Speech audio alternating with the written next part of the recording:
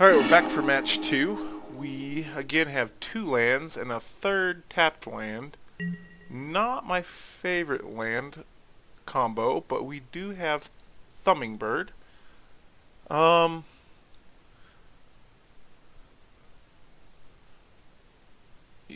yeah, we'll go ahead and keep this, I suppose. Um, yeah, let's go ahead and keep it. This will allow me to play a Thornwood Falls right off the bat, even though... So he's probably on the play here, so we'll be a little behind him to start with, and he's got an aggressive deck, so that might not be great, but... Yep, so he plays a tapped land, so that's actually good for us. So he can't do anything.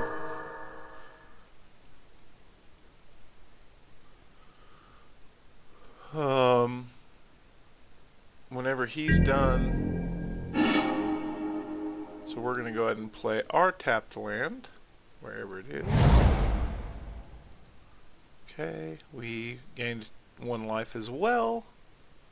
We'll go ahead and pass it back to him. Getting a little better at the hotkeys. Hopefully I don't skip past some stuff on accident. So we got a nice removal spell in hand too, which is something we didn't have last time, so that'll be good. And it's also got Awakener on it, which allows it to become another beast creature with a counter. He's got 2 greens out, so we'll probably see some sort of Sentinel Sinew Silver here. So it's going to be a 2/2.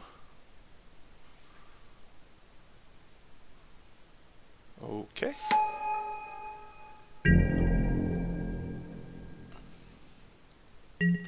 He's still got Summoning Sickness on him. It'd be nice to get another creature card this turn.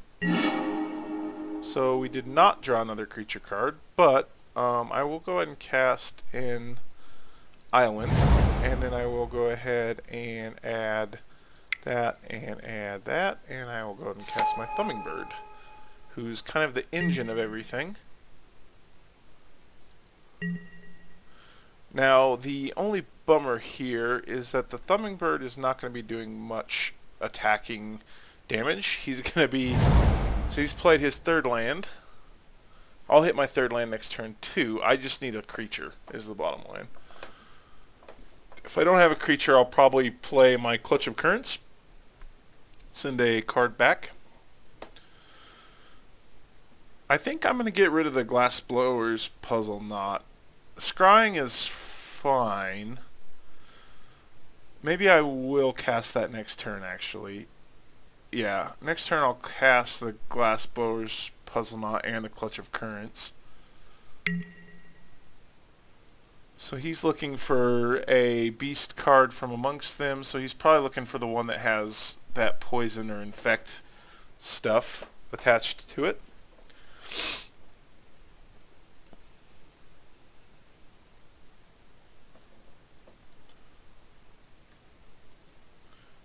I probably shouldn't have kept this hand. I probably should have waited for something that had one of my 1-drop creatures in it. Presumably he'll attack with his Sliver. Flanking is actually a good. It's almost like First Strike but you only get to do, I think it's +1 damage. 2/2/1/1. 2/2/1/1. Okay, so he's in his combat phase. He'll presumably attack with that. He gets to do 2 damage. That's fine. I will skip blocking.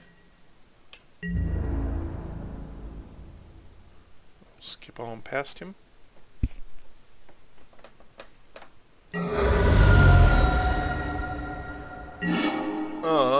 So this turn, we have my magical Twaddle. So I'm going to go ahead and play my Forest. I will play a Puzzle Knot because I can.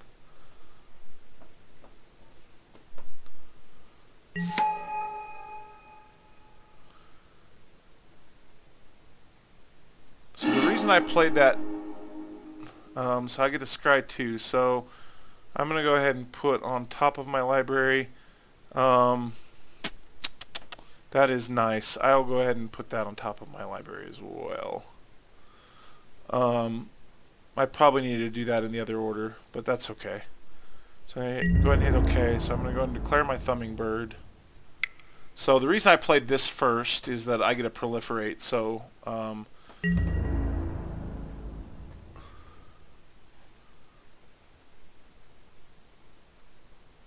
since I get to proliferate, I can add more energy to myself. Another turn of energy, which is not bad. Okay. So I get to proliferate. Done. So I end up with 3 energy. We're to my second main phase. I'm going to play my, I like Thriving Twaddles. Takes me up to 5 energy. And gives me a blocking creature that I can't remember if flanking would... You know, I can't remember how exactly flanking works. Flanking might do 1 damage first. So the Thriving Turtle I will wait till attack with. I will not block with it, but hopefully it keeps him from attacking. So he plays his 4th land, so he has not missed a land yet. So he plays a plated sliver, which makes them all 2/3, which is a little interesting. And he plays another Commune with Nature card, presumably to try to find that virulent sliver. But I can send that back, so that's okay.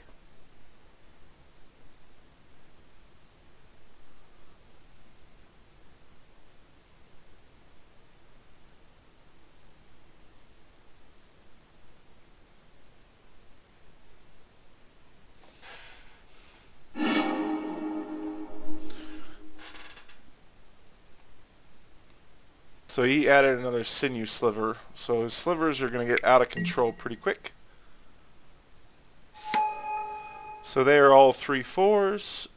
I cannot cast anything back yet, but I don't want to sacrifice my turtle. So I will let him do his damage. So he's going to only attack with 2. He's leaving 2 blockers for some reason. God only knows why.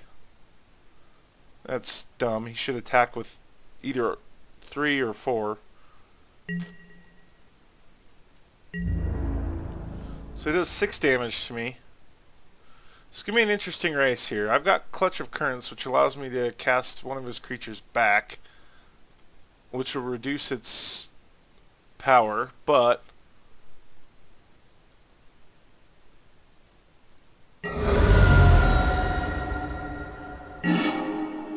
Alright, so it's my main phase here. So I've got Vines of Vastwood, which is nice because I can double pump my turtle. So let me think here about how I'm going to do this.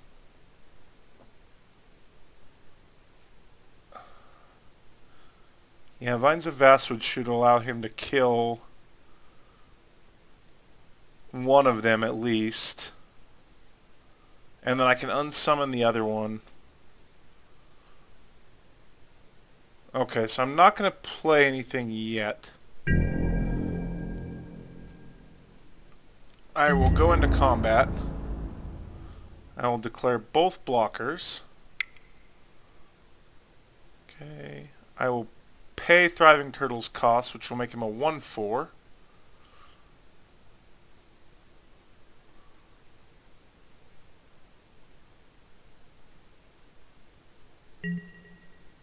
Yep.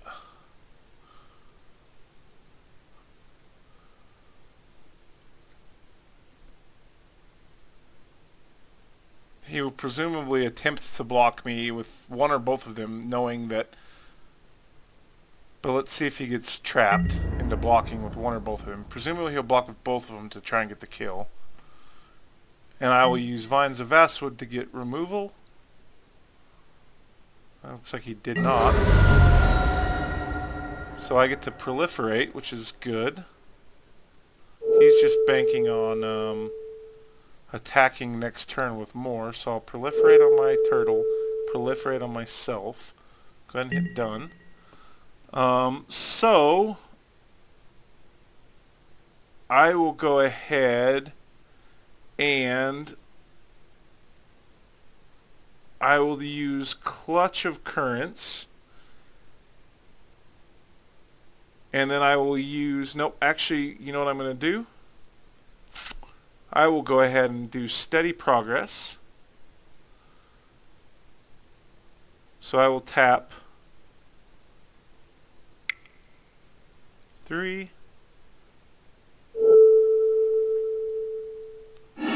So, I should have, fuck.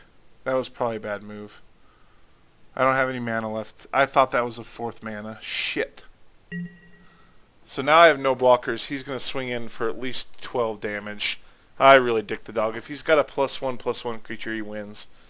I was thinking that was just kind of a mistake by myself. Although I did not, I should have used Clutch of Currents to return it to his hand so he can only cast 1. I still probably would have lost, so he's got me here. So I'll go ahead and concede the game.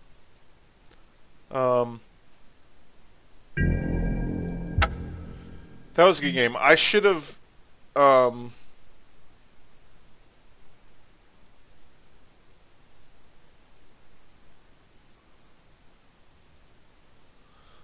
I don't know how to...